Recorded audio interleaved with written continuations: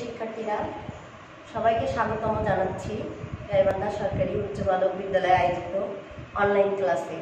তোমাদের সাথে আছি আমি কাশ্মীর বেগম, সহকারী শিক্ষক, জীববিজ্ঞান। কেমন আছো তোমরা? নিশ্চয়ই ভালো আছো, সুস্থ আছো এবং লেখাপড়া করছো, তাই না?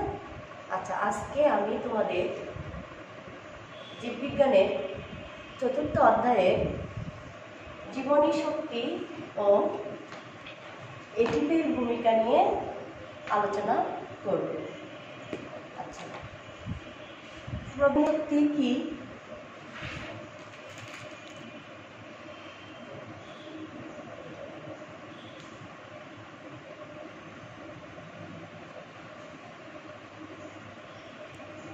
জীবনী শক্তি কি বলতে পারবে?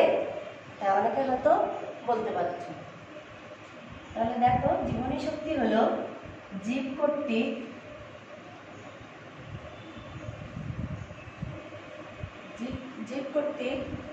উৎপাদিত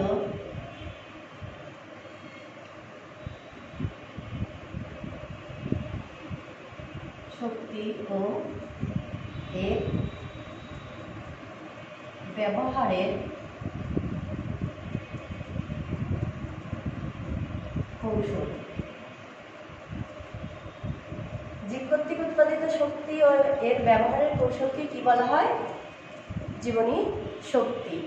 এই জীবনী শক্তিগুলো কতগুলো যৌগের মধ্যে আবদ্ধ থাকে, সে যৌগগুলো বলতে পারবে?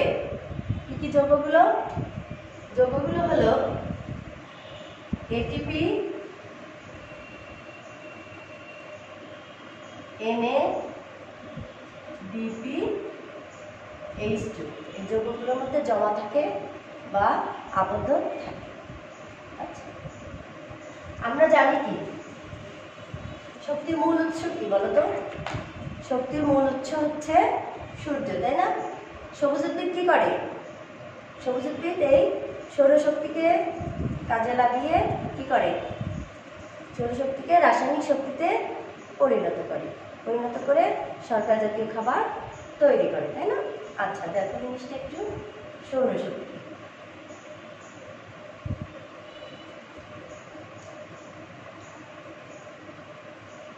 সৌরশক্তি গাছ কি করে? প্রথমে ফোটন কণা হিসেবে শোষণ করে। কি হিসেবে শোষণ করে? ফোটন কণা হিসেবে উদ্ভিদ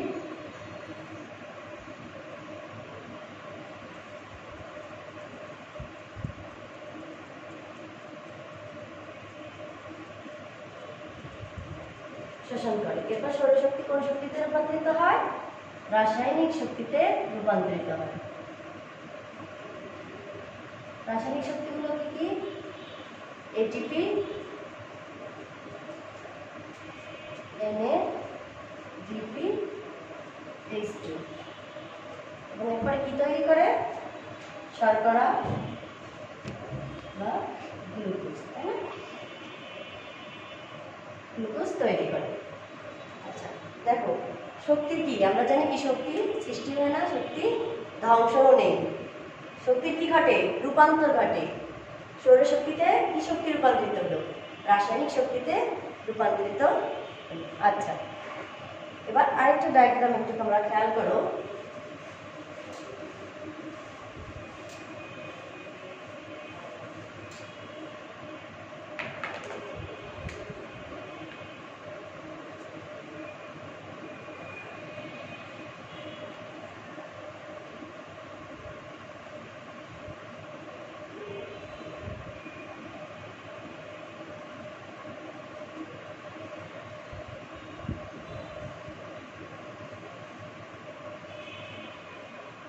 খাবার থেকে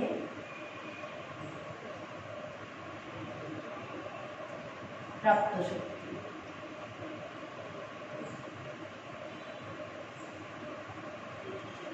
এখানে শক্তি কি হবে? নির্গমন হবে।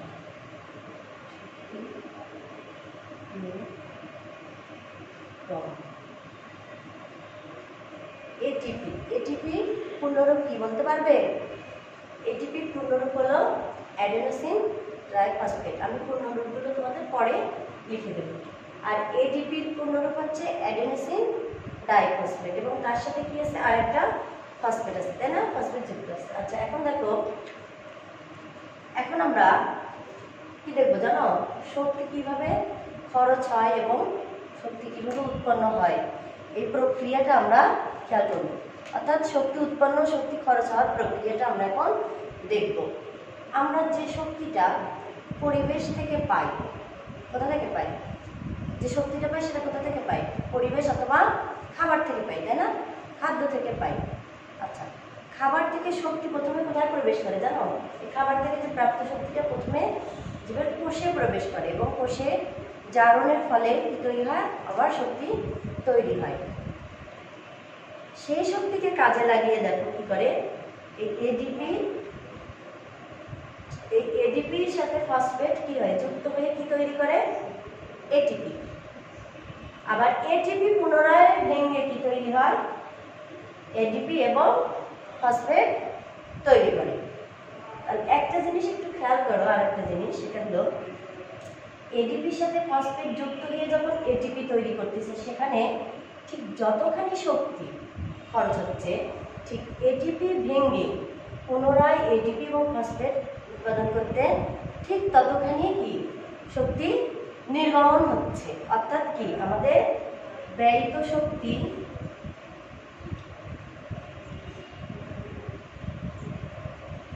ও নির্গমন শক্তি দুটোই কি সমান না? শক্তি দুটোই সমান।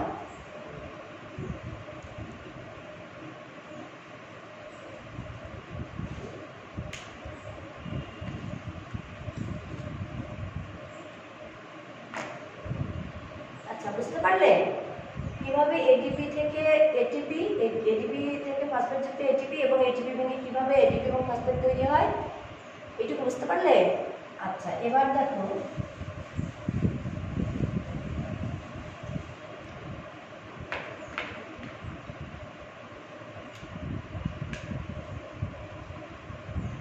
Adenine,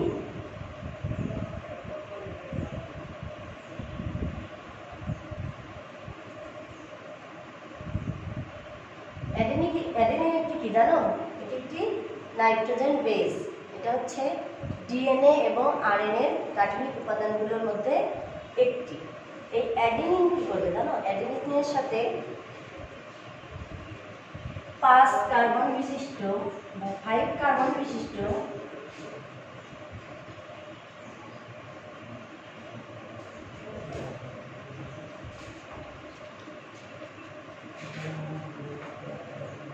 ribose sugar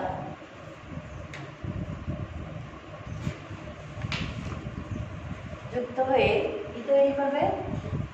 adenosine.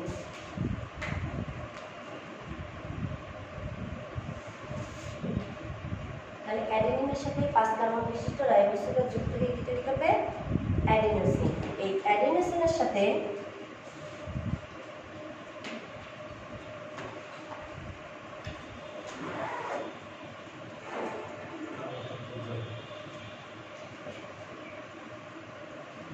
এক অণু ফসফেট যুক্ত হয়ে তৈরি করবে AMP, অর্থাৎ অ্যাডেনোসিন মনোফসফেট। আবার এই AMP অর্থাৎ অ্যাডেনোসিন মনোফসফেটের সাথে আরেকটি ফসফেট যুক্ত হয়ে তৈরি করবে অ্যাডেনোসিন ডাইফসফেট। আবার এই অ্যাডেনোসিন ডাইফসফেটের সাথে আরেকটি ফসফেট যুক্ত হয়ে তৈরি হবে ATP অর্থাৎ অ্যাডেনোসিন ট্রাইফসফেট। আচ্ছা, আমি এখন তোমাদের এই AMP, ATP এবং ATPর পূর্ণরূপ এবং NADH এর পূর্ণরূপগুলো লিখে দেব।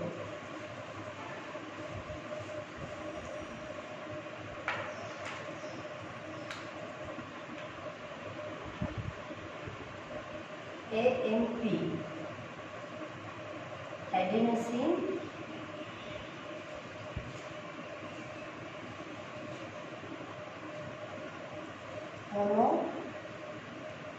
phosphate, ADP, adenosine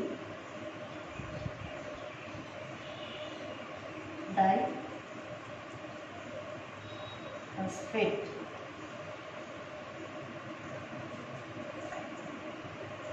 ATP,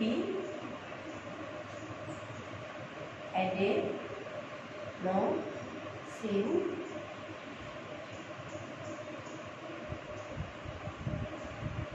triphosphate। দেখো খেয়াল করো, অ্যাডেনোসিন মনোফসফেট মানে কি? এখানে কয়টি ফসফেট? মনো মানে হচ্ছে একটি, ডাইফসফেট মানে দুইটি, ট্রাইফসফেট মানে তিনটি, তাই না? অর্থাৎ অ্যাডেনোসাইনের সঙ্গে যখন একটা ফসফেট থাকবে তখন হবে মনোফসফেট, অ্যাডেনোসাইনের সঙ্গে যখন দুইটা ফসফেট থাকবে তখন হবে ডাইফসফেট, অ্যাডেনোসাইনের সঙ্গে যখন তিনটি ফসফেট থাকবে যুক্ত থাকবে তখন সেটা হবে ট্রাইফসফেট। আরেকটা যৌগ আছে যেটা NADPH2, এটার পুনরূপ হচ্ছে নিকোটিনামাইড,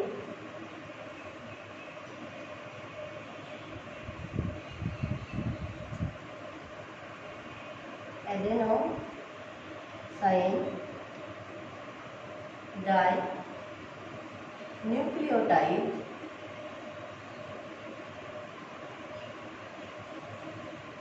hydrogen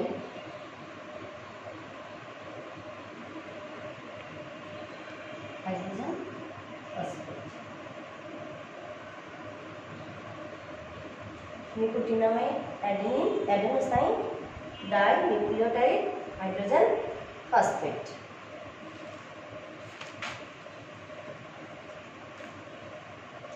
আচ্ছা, এইটুকু বুঝতে পারলে তোমরা? এবার দেখো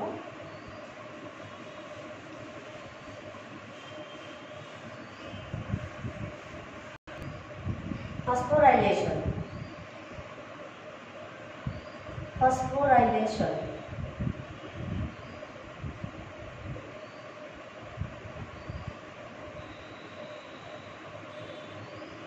ফসফোরাইলেশনটা হচ্ছে যখন অ্যাডেনোসিনের সাথে যখন কি ফসফেট গ্রুপ যুক্ত থাকবে। তোমরা পূর্বের একটা চক্র আমি দেখাইলাম এর আগে, এটিপি থেকে কিভাবে এটিপি ফসফেট হয়, আবার এডিপি এবং ফসফেটের সাথে কিভাবে এটিপি তৈরি হতে মনে আছে? এর আগেই দেখাইলাম।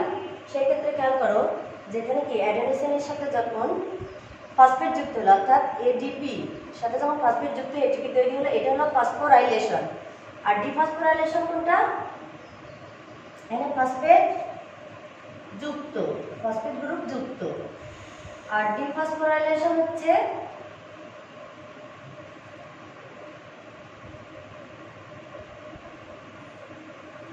ফসফেট গ্রুপটা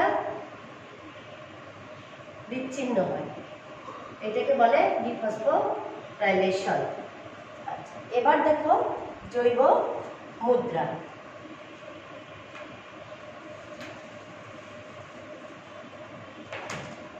জৈব মুদ্রা কি বলতে পারবে?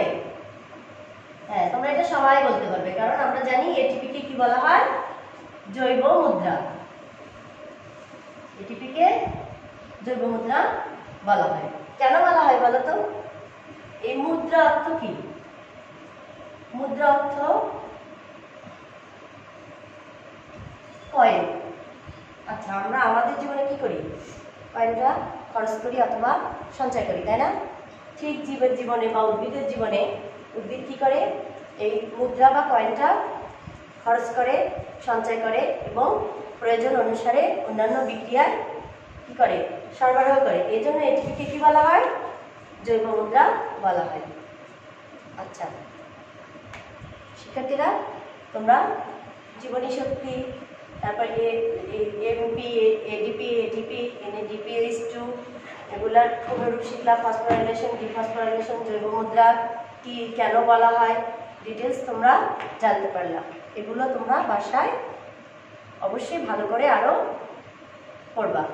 আজকে এই পর্যন্তই। ভালো থেকো। আল্লাহ হাফেজ।